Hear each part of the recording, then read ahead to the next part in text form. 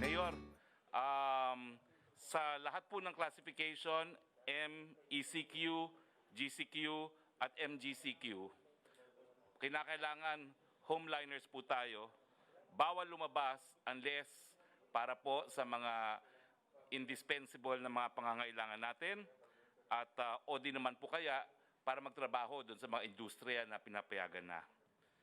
Bawal po lumabas ang mga under 21 at ang mga seniors, ang mga meron pong sakit, yung comorbidities na tinatawag, at yung mga buntis. Pero sa MECQ po, nakasarado po ang ating ekonomiya pa rin.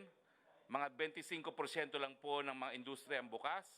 Ang pupwede lang po ay yung mga indispensable industries, gaya po ng mga bangko, supermarket, at saka yung mga BPOs, mga export-oriented industries, at wala po tayong public gathering, wala tayong mass assembly. Ang religious services po hanggang 5 lamang. No? At wala nga po tayong transportasyon, kinakailangan yung mga bukas na industriya, mag-provide po sila ng mga shuttle at saka mga PCP, point-to-point transportation. Pero mananatili pong sarado yung mga matataong mga negosyo, gaya po ng sinihan, yung mga amusement, yung mga para sa mga pambata. Pero meron na po tayong transportasyon sa GCQ, 20% hanggang 50%. No? Yung mga opisina po ng gobyerno na importante po, critical, nagbubukas na rin po. No? Ang mga industry po na allowed na po sa GCQ, halos lahat naman po except po yung mga matatao. Pero sa mga gatherings po, hanggang 10 tao lang po or 10%. No? At dito nga po sa Metro Manila, nakiusap ang mga mayor sa mga religious gatherings hanggang 10 katao lang po. At pagdating naman po dito sa MGCQ, unang-una po ang malaking pagkakaiba dyan, meron pong transportasyon, at bukod pa po dyan, 50% po pwede nang magkaroon ng public gathering. Pwede na po yung mga sinihan, yung mga concerts, mga sporting events, pero hanggang 50% capacity lang po at kasama po dyan yung mga religious gatherings. So ang turismo po, bukas na rin po sa MGCQ.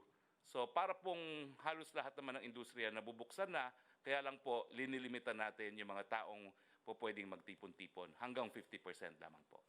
Salamat po. I'd like to call Secretary Duque of the Department of Health. Magandang gabi po, Mr. President and Ginoong Senator Bongo at ang aking po mga kasama sa kabinete.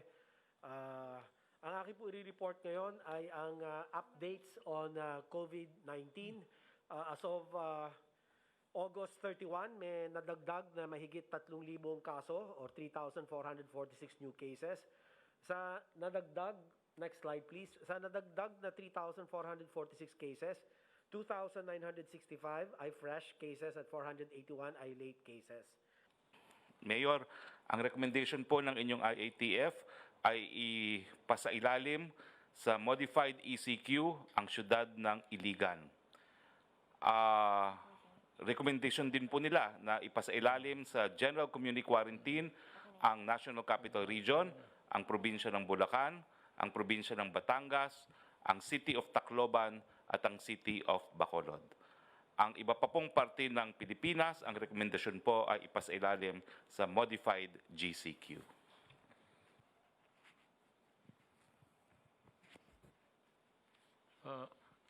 Any other? Are you through with your report, Secretary? We're done, Mr. President. Thank you, sir. Who's next? Secretary Tulves. Sir, to support the report of our Secretary of DOH, we have remaining focus areas na tinitingnan po natin, Mahal Presidente. Ito po yung NCR with 17 LGUs, yung Calabarzon kasama po ang Cavite, Laguna, Rizal, and Batangas, yung Central Luzon kasama po ang Bulacan, Pampanga, Bataan, Zambales. Sa Zambales po meron pong ano po sa Masinloc. Pero kayang-kaya po niya ni Governor Abdani po at nag-usap na po kami. Sa Western Visayas, sa Iloilo City, Iloilo, Negros, Occidental, at Bacolod. Sa Bacolod po, sir, tinulungan po natin yun, no, yung city mayor doon, si Mayor Bing. Nagpadala po tayo ng through the BioCare, nagpadala po tayo ng 400 na remdesivir at saka meron po tayong 2,000 na PPE. And then nagpa-deploy din po tayo ng 5 high-flow nasal cannula. Dahil po kailangan po nila dahil kasi may mga severe cases po doon. So natuwa na po si Mayor Bing dahil mabilis po yung ating kasi po nag-usap po kami ng Secretary po ng SBG na mapabilis po yung transport at nagpapasalamat po kami kay Secretary Del na napadala po kaagad yung kailangan po na mga gamot para po doon sa critical doon sa Bacolod City. Mahal na Pangulo, pumunta rin po ako sa Northern Luzon. Binisita ko rin po yung Northern Mindanao, yung Cagayan de Oro. Tumaas po yung kaso ng Iligan City at nagpapasalamat din po ako kay Mayor po na Oka Moreno na tinutulungan niya po yung Iligan. So yun po ang ginagawa po natin, pinag-ano po natin yung ating mga mayors lalo na dito sa NCR, nagtutulungan din po sila. So yun po ang ginagawa po natin. Ito minsan pinapalayas nila mga health workers, mga nurses, mga boarding houses, and those working in the hospitals. They are summarily dismissed from the residence, whether it is leased, rented, or yan ang kakaano ng loob. Kaya itong mga to, we must have a mechanism. Saluin natin ito nito. We can always rent. Maraming bakanting hotel ngayon. Total, utangin lang natin. Total, mababayaran naman yan. Like to make this announcement. Po kayong lahat na mga health workers na pinapaalis sa mga inyong tinitirahan. Tama ba yung mga bahay? You're renting a room or a house or whatnot. Pero dahil nga nasa frontliner ka sa COVID, pinapaalis kayo because of the fear, unfounded, na mahawa ninyo ang may-ari ng mga bahay at yung mga kasamahan ninyo sa mga dormitoryo. If this happens, you can call directly the office of Secretary Galvez, and we will provide you with the necessary billeting and pati pagkain na. And we will choose a place nearest to where you are working. Sabi mo lang ang pangalan ng yung may-ari ng building, may-ari ng boarding house, may-ari ng at I will call their attention publicly so that kung sila ang magkasakit, huwag na silang tanggapin sa ospital rin. Parang ganun. Mabuti siguro. Tit for tat. Well, anyway, I'm joking, but it's something that is not really a positive move, that you are suffering, and we are experiencing a lack of everything. We are trying to make up for the deficiencies, and luckily the Philippines was able to at least meet halfway of what was the expectations of the people. Yan sana, maawa naman ako sa mga tao na nagtumutulong tapos pinapaalis.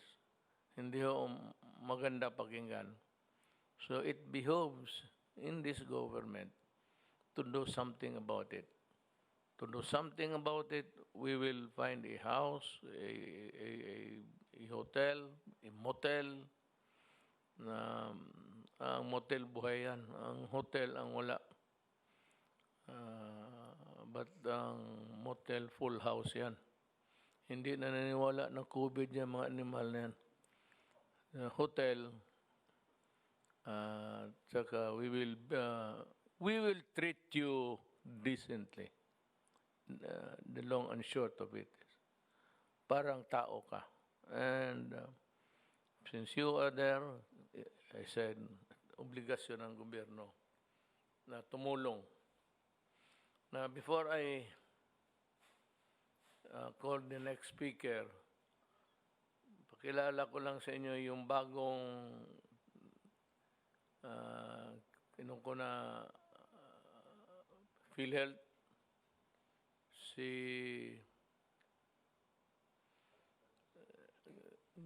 Giran. He was the retired director of the NBI. Si Giran, he is a lawyer and an accountant. So, palagay ko, sabi ko sa kanya, the next 2 years will be devoted to fight against corruption. Maghanap kayo ng makakulong natin para may maiwan tayo sa kulungan ng mga, sabi ko, I'll give you, just like the NBI, and customs. I called Jagger, si Guerrero dito, commissioner. Sabi ko sa kanya,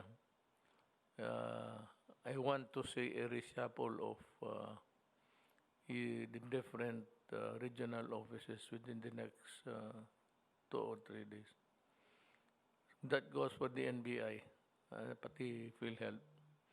Yung mga tao na ayaw tanggalin, bigay mo yung pangalan nila. I will send them a memorandum. I will ask them to report to me dito sa Malacanang.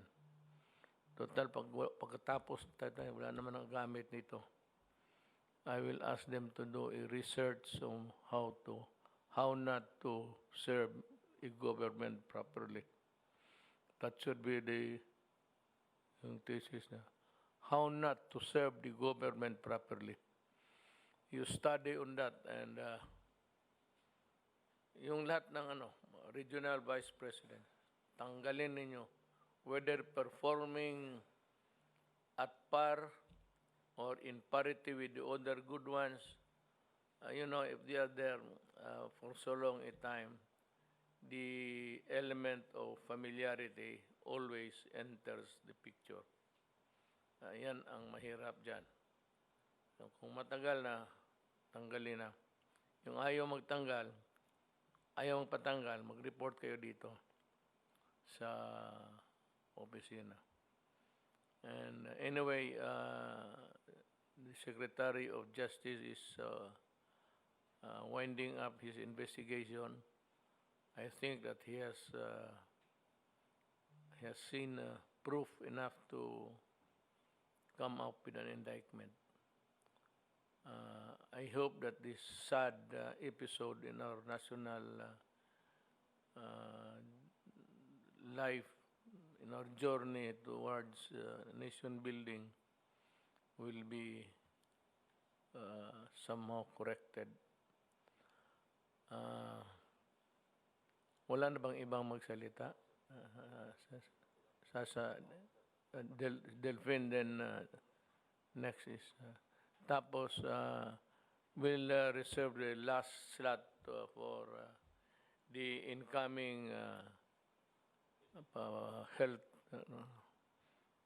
Mukhang matapang to. Ang hairline hati na lang. Mahusay na to. Must be studious. Sige, Del, it can proceed. Magandang gabi, Ginoong Presidente. 3 bagay lang po. Una, yung ating repatriation ng OFWs, tuloy-tuloy pa rin. Yes. Na-stabilize na po natin yan. Ang average natin ngayon is 1,500. Ang total po na dumating so far since April is 174,000 na. So, okay lang po yan.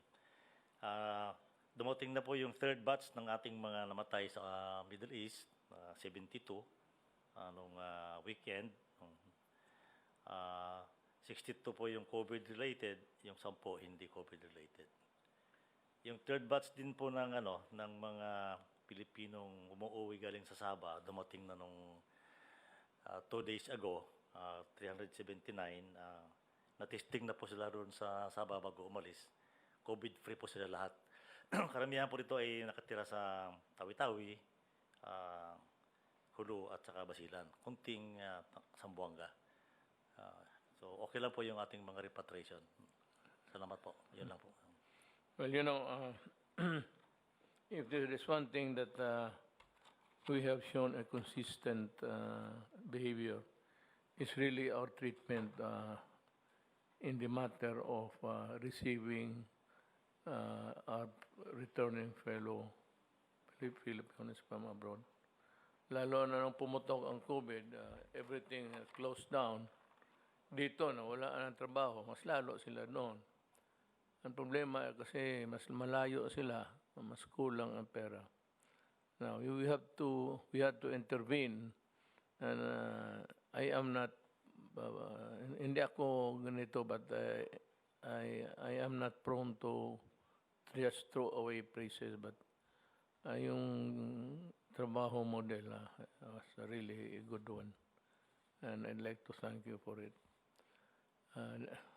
Ma'am, Secretary of Education, Secretary Brunes.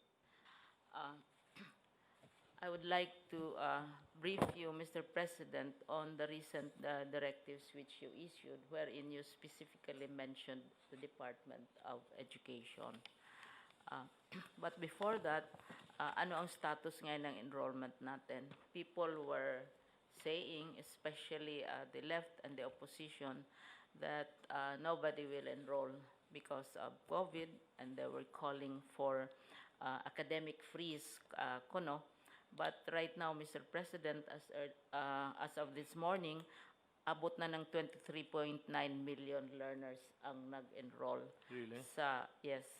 Every day may humahabol, no?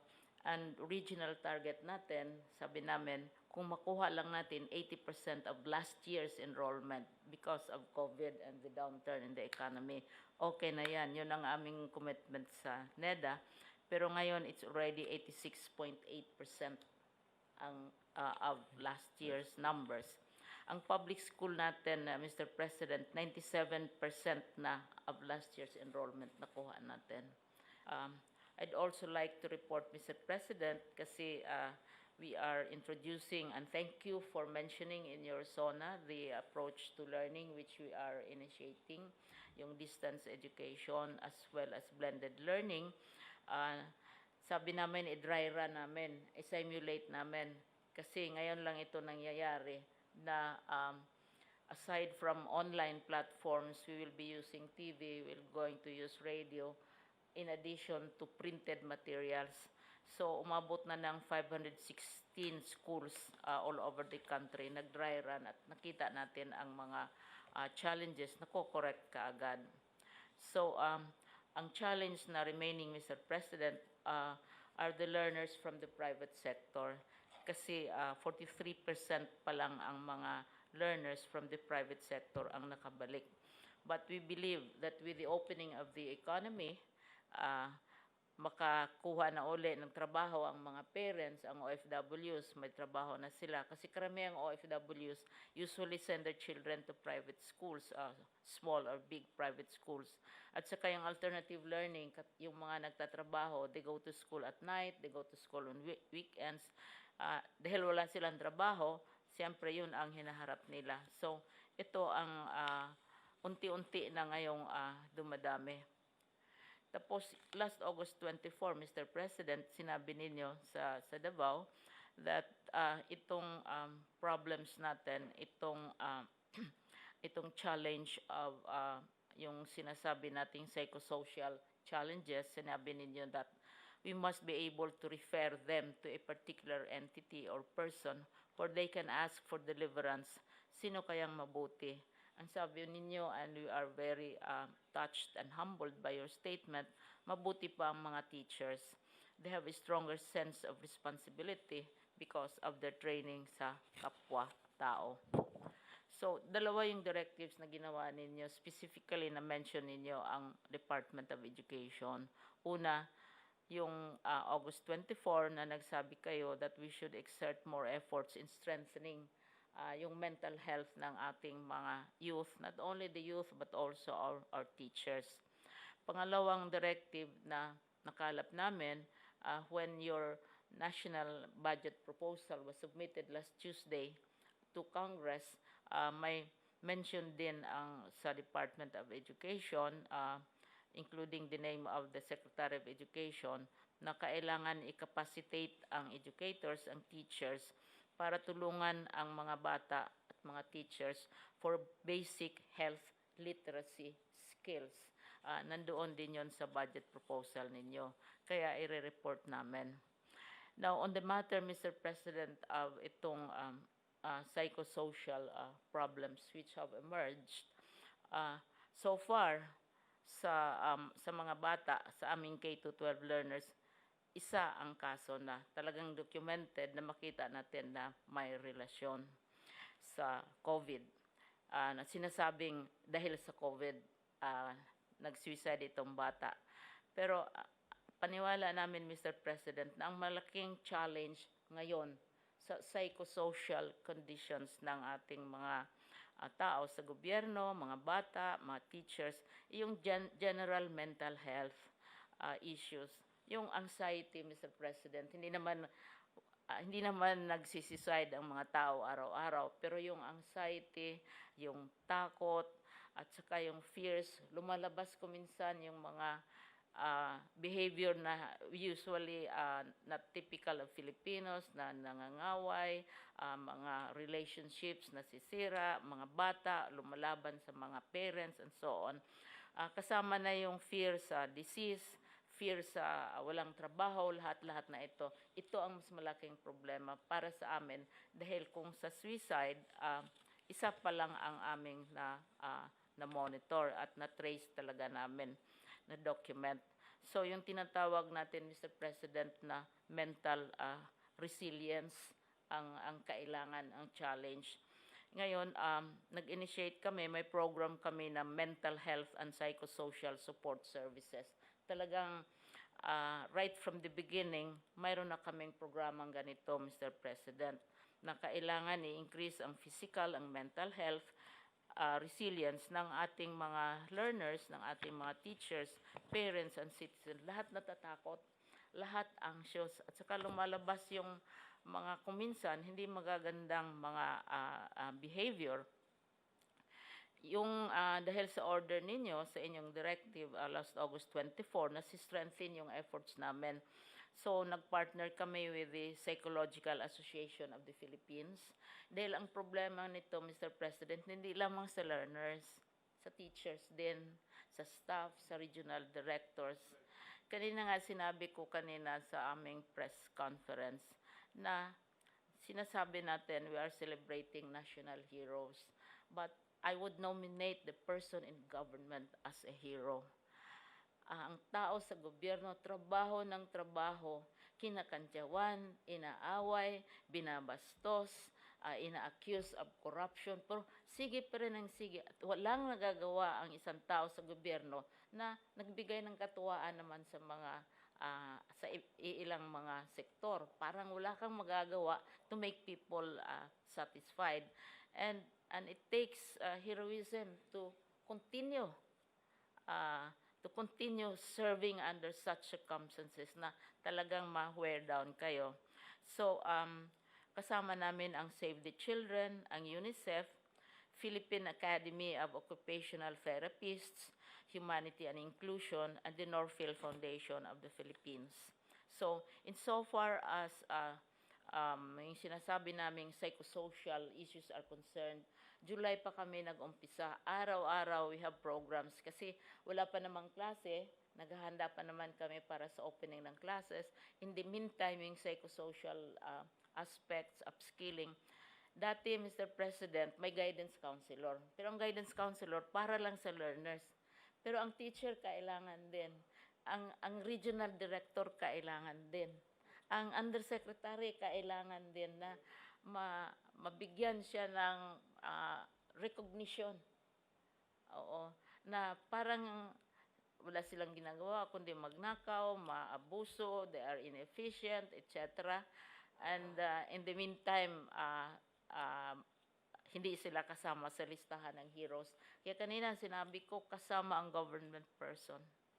Kasi yung pagtitiis na talagang hindi naman siguro makaya ng mga nakaupo lang at saka nagbabantay. No? Ang second directive ninyo, ang una yung sinabi ninyo, yung mental health. No? Ang second na directive ninyo, yung lumabas sa budget proposal ninyo na sinubmit last Tuesday, na nag-mandate kayo sa Department of Education na i-enrich ang ating curriculum on health literacy naman, kabuo ang health. No? So, inaano din namin, binabago natin ang ating health education curriculum. Kaya pinapasok natin yung health literacy. Binabago ang ating curriculum. At saka mayroon kaming programa, and Secretary Duque is very familiar with this yung WASH Sanitation and Hygiene Program, para magkaroon ng good hygiene practices. Pero this is also connected to nutrition and also wellness habits. Kaya ang Department of Education is also very active in the anti-smoking campaign. Noon pa, talaga ang Department of Education sa anti-smoking at saka, of course, sa anti-drugs, nandyan yan palagi. So yung curriculum binabago namin at saka yung school-based feeding program. Kasi ang school-based feeding program natin ay nakadirect sa yung tinatawag na wasted at saka mga undernourished. Pero kung sana dadating ang panahon na lahat na bata matulungan natin. Kasi nagiging status issue ito. Ang mga bata na qualified silang pakainin sa wasted, etc., nahihiya sila. Kaya hindi sila kumakain kasi nakikita nila na yung ibang bata masarap ang ulam, magandang tingnan yung kanilang mga baonan, etc., etc. So, i-expand natin ito. Ang sabi nga, paano na yung feeding program ninyo na wala namang klase? So, we're working with the local governments. Well, go ahead, but yeah, they're doing a good job. Thank you very much. My nanay also was one social thinker at the time. Ako ang na-social. Ako ang nabaliktad, naging social problem. I hope. My mother was also one of the advocates yung gano'n ng iwanan yung pamilya. She would always nag my father to come up with a program to intervene sa... Usually, yung mga may problems na gano'n na yung ganong klaseng behavior, matitrace sa family relationships na iniwanan, tapos mga, as I said, yung confusion about their identity, at saka this is not ano-anong tinuturo sa kanila. This is not an indictment of the male species dito. Pero itong putang na Pilipino na to, they just live together without benefit of a marriage, create a family, maybe a family home. Ang mga problema nitong unggoy nito, kasi because they are not beholden, unless those who are really with the conscience, kasi wala mang kasal, iniiwanan lang ang mga pamilya. Yan ang gusto ko talagang patayin. So I want to bring the DDS here, pero mahalata eh. Yan ang gusto kong patayin mo kung pagkawalang. Diyan ako galit sa mga ganon. Totoo lang. Tapos mabugbog pa.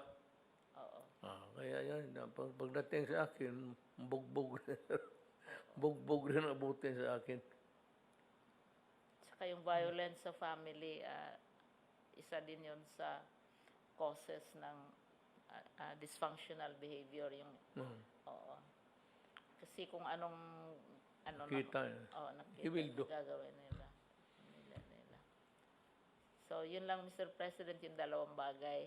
Yung, yung mental health at saka yung health literacy Yes. na isama namin sa curriculum namin. Mental health is Sinasama closer to namin. my heart because my mother spent her lifetime onto it. So, they just give me the memo na lang tayo para kung madalian. To, from, gano'n na lang. Yes, To remind me yes, Mr. President. Thank para you. madalian dito. I'm more, my administration has always been more on sa tao. Sa tao ako, hindi ako sa yung grandiose din. Ang ano ko talaga is, siguro, I just learned it also from my father. Ganun ang ano niya. So, who's next? Wala na? Senyor Giran, your time. What will you do with the corrupt officials of PhilHealth? Good evening, sir. Go ahead, mag-ihi lang ako. And of course, Senator Bongo, and the rest of lone lady, and the rest, and of course, the honorable gentleman here. Good evening sa atin lahat. First, I've been hearing about, or rather, I've been listening about hearings conducted by the two chambers in Congress, Senate, and the House of Representatives. I was really aghast about the sorry state of PhilHealth. Corruption here and there. The investigation is not yet over, but Senate has indicated that they will render a report next week, and there will be cases filed. The NBA is also investigating it. Do you know the gargantuan task of doing the job of the leader of PhilHealth? But I don't know why they pursue with it. As a matter of fact, I did not apply for the position because I know it's a very tough job. But you know, as just like a good soldier, just like General Galvez, and for Secretary of National Defense, I'm also a good soldier. I'm one who would not back out from a mission. And this is a mission. I know it's a huge mission. And I am consoled by the fact that this early, there have been supports coming in. First, the gentleman here, he was telling me he will act as a consultant pro bono. And then there is Senator Bongo who told me that he will support me. Sabi niya, Dante Tol, gusto ko ibalik ang pera ng taong bayan sa kanila. At pag may naimbestigahan ka dyan, at saka may mga loko-loko dyan, putulin mo yung kamay nila. Gano'n ang salita ang NBI? Di po, si Senator Bongo po, sir. So, and I have a lot of text messages here supporting me for the position, for the assigned task. And all I have to do is to restore the trust and confidence of our people to PhilHealth. Restoring the trust and confidence of our people to PhilHealth is equivalent to restoring the trust and confidence to our government, to the governance. And Senator Bongo was telling me, I have to strike a balance between improving the PhilHealth services to our people and addressing the perennial issues of deeply rooted corruption in the PhilHealth. And for this, sir, Mr. President, I would say for the for, for another, thank you very much for giving me the privilege to serve our people. This is a privilege that is not given, that is not offered to everybody. And this is an honor for me, not only for me, but the name of my parents already. Tante, And kinuha kita, I called the three of you. Yung NBI na papalit sa iyo, pati si Jagger. Si Jagger kasi, total pag-usapan lang naman din. There were times that he relied more on people that were already old hands there. Napasok siya sa bulsa. Sinabi ko sa kanya straight, drug is still flowing inside the country sa customs. Sabi ko, gusto ko sana sabihin kanina na, di ba naghingi may isa ng baril? Sabi ko, approve the purchase of firearms and until now, wala ka napatay na isa. So, sabi ko sa kanya, shape up. It is when you are new, you are a babe in the forest, and you begin to rely on people with whisper that, sir, tutulungan ka namin dito. And when they gain your confidence, you become to rely on what they say until you believe that they are doing the right thing. Kaya sabi ko sa kanya, Ritso, ang droga pumapasok pa rin. Gusto ko pumatay ka dyan ng total bakapan kita, hindi ka makulong. Basta droga, barilit, patayin mo. Yan ang usapan eh. Bagay, ikaw wala ka na. Yung si pamalit si Distor, okay yan? is doing Okay yan. right, sir. Hindi corrupt. Ay, hindi po, sir. Yan lang. Go after corruption. Not you being the corrupt, the culprit. Tulungan ninyo ako. Kawawa ang bayan. Naawa ako talaga sa bayan ko. Believe me, my heart bleeds for my country. Yung unabated corruption and with no end in sight, and another election coming up, and you see the same old faces there. So the same old bata-bata, kung sino yung mga tao nila, wala. Patay.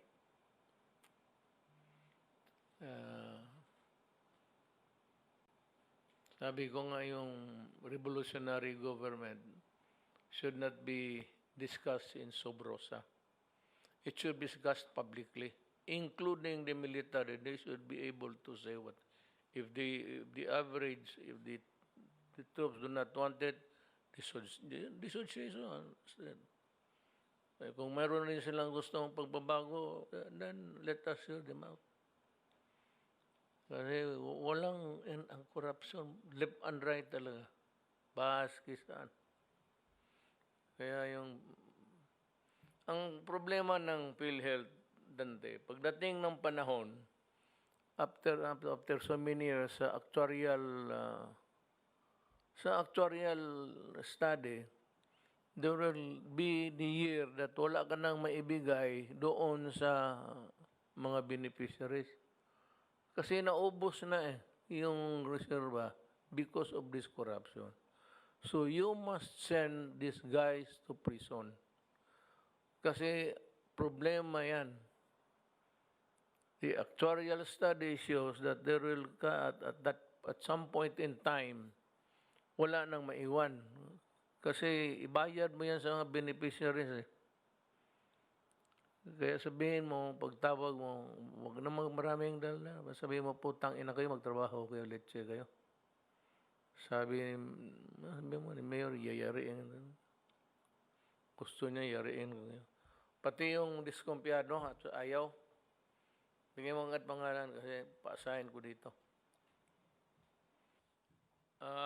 Ulitin ko po, tapos na sabi ni Secretary Roque, pero gusto kong ulitin, Iligan City Modified Enhanced Community Quarantine, ang areas ng NCR, Bulacan, Batangas, Tacloban, Bacolod ay nasa General Community Quarantine.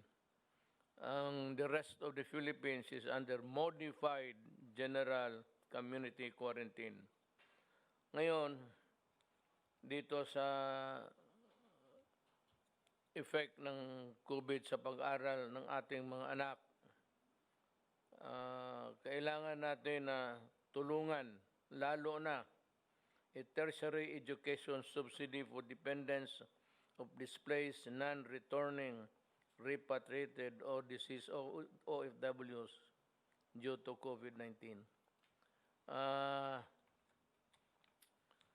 The education subsidy will be given to one college-level beneficiary from a qualified OFW enrolled or is intending to enroll in state universities and colleges, local universities and colleges, and CHED recognized private higher education institutions in the school year 2020. Ang tulong po sa edukasyon sa mga anak nito is a one-time grant of 30,000 pesos. The project will be allotted with the amount of 1 billion, which will benefit about 33,000 students from 33 OFW families. This is a project of the Commission on Higher Education, or CHED, and the United Financial Assistance System for Tertiary Education, or UNIFAST, in collaboration with the Department of Labor and Employment.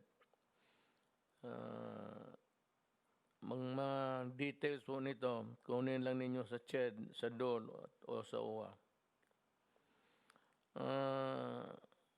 Ang susi talaga sa paglaban sa COVID is, yun, ingat, maskara, hugas, pati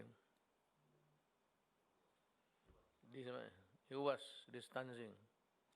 Pagka ganon, kayo, pag maganda, bahala ka na dyan, tabihan mo. Pero pag may asawa o palayo ka para malayo sa disgrasya, sali mo yan, ha?